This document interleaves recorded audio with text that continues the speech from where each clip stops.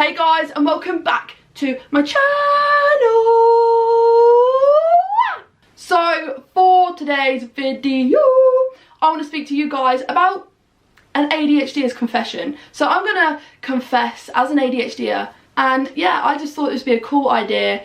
Yeah, I just thought, I haven't seen it on social media before, and I know some of the things that I do probably can come across rude. So yeah, I'm just going to confess to some of the ADHD traits that others find annoying, but I generally can't help it. So I'm just going to do a little bit of a confession with you. Come sit in my confession booth with me, and let's talk about the things that we are guilty of. But first, if you could smash me a big thumbs up down below and subscribe to this YouTube channel, I will forever be grateful. So yeah, let's just get on to today's video. But remember, this is only for a laugh. I'm not being too serious with this. Don't take it too seriously. Some of the things I'm talking about are from my own personal experience, and I don't expect everybody to be able to relate to every single one of these. Let's get on to the video.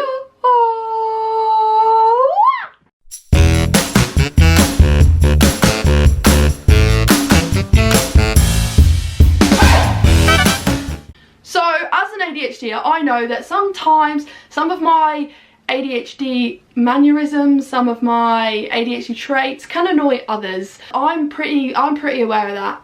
I'm pretty aware that I annoy like 99% of the people around me. My brain's just wired differently. I can't help it, but who cares? So what I want to get onto is this video is all about confessions as an ADHDer. This isn't everyone's confessions, this is just my confessions, because some of the time I just laugh at myself, because I just think, now I would make a pretty funny sitcom, because my life is just jokes sometimes. So I just want to share some of my confessions as an ADHDer with you guys, and let me know down below if you can relate to any of these confessions. Confess some of your own stuff, so I don't look too crazy. So my first confession is, I generally can look at you dead in the eye. Like I can generally just look at you and appear to be listening, but I can't hear a word you're saying. Like I just will not hear a single thing you have said. Like, it's a confession, I've got to admit. Sometimes I look and I'm just thinking about things in my head, and I'm like appearing to be listening. I appear to be connected and engaged with the conversation, but actually in my head I'm thinking about, I don't know, how do drinks fish water? How do drinks fish water? How do drinks fish water? What? How do fish drink water? Rather than listening to like what you're saying. Not because I'm being rude, but because I don't know. But yeah, that's my first confession. I can look you dead in the eyes and I will not hear a single word you have said until you say, oh yeah, is that alright? And then I'm like, oh God, what have I, yeah, great. And then I do not know what I have agreed to. So I could agree to something super illegal, and yeah, I've just completely just said, yeah, let's go for it, and I don't even know what I've agreed to. So yeah, great. So my next confession, number 2, is sometimes I agree to plans and I say, yes, I'll do that, and I really don't want to do it. Like, I really do not want to do it. I actually want to say no, but I'm such a people pleaser due to being rejected. I'm scared that if I say no to things, people are going to be like, I don't like you anymore, I don't want you being around me, I'm never asking you again. So I just say yes to things out of pure fear of being rejected and forgotten about. And so yeah, I just become a people pleaser. I do things I don't actually want to do because I've put myself in some crazy situations where I really don't want to be there, but I put this mask on and I'm there because I'm just like, I cannot be rejected. I cannot be rejected or have this person think that I'm not a nice person. I can't do it. So yeah, that's confession number 2. I pretty much always do stuff I don't want to do out of fear of being rejected and like forgotten and ignored and pushed out of the circle. So yeah, I'm a people pleaser. It's not a great trait. Don't be a people pleaser. Don't. Always put yourself first. Honestly, it works out better that way. So my confession number 3 is, when I drive, or when I was driving, I could be driving, right, and completely like zone out, but still be totally kind of conscious of what's going on around me, and be like, how did I get here? Like I've just completely zoned out, and like I don't know if I've just completely zoned out, and then I'm just like, How the hell am I not dead? How did I not die? Because I don't know, did I even blink? I was just like zoned out the whole time, and I don't know how I got here safely. Did I run any red lights? Did I actually stop at roundabouts and crossroads? And did I actually, what? How have I got here? So yeah, sometimes, I don't know what we're gonna call confession number 3, but I think it is, I can just zone out and get, when I'm driving, and yeah, I don't know. But yeah, that's confession number 3.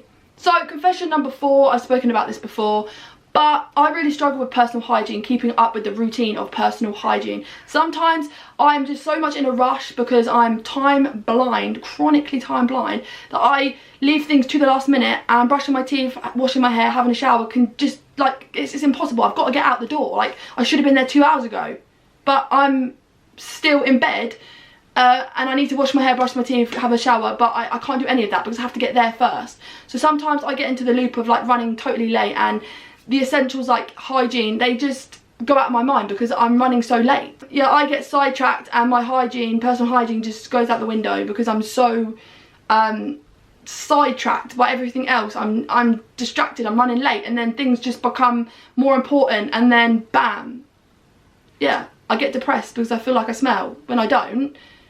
But I convince myself that I'm a dirty person when actually I'm just really struggling. So yeah, that's confession number 4.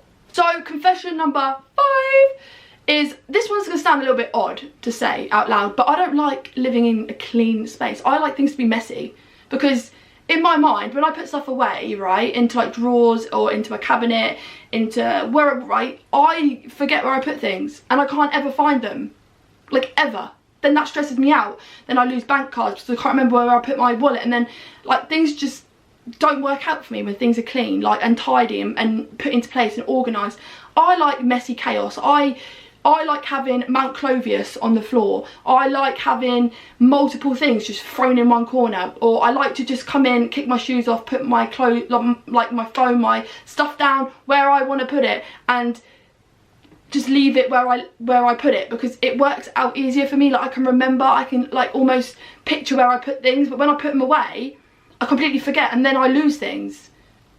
So yeah, my confession number 5 is, I do not like living in an organised, clean, not clean as in cleansing clean, I mean clean as in like put away. I like things to be like chaotic and messy because I can't remember where I put stuff when everything's all neat and tidy. Like, I just, yeah.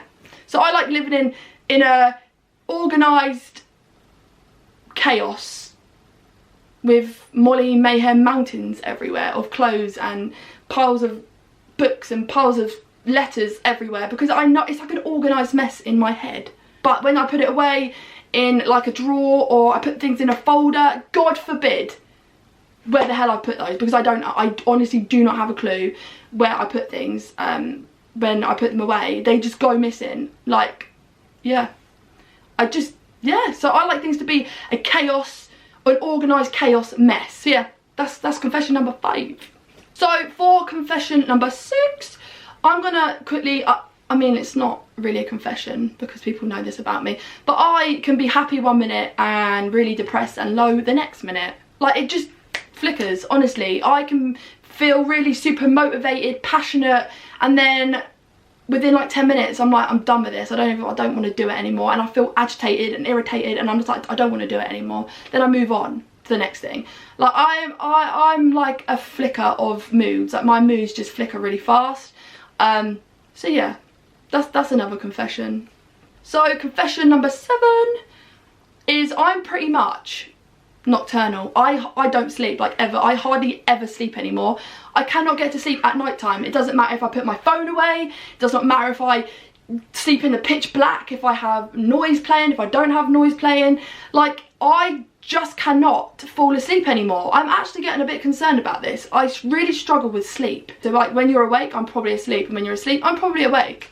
So yeah, that's confession number 7. So confession number 8 is, caffeine has the opposite of desired effect on me. Like, it does not make me hyper. It does not like wake me up in the morning. Like, you see these American American series programs, and they're like, have to have a coffee in the morning because they have to wake up. Me, that puts me to sleep.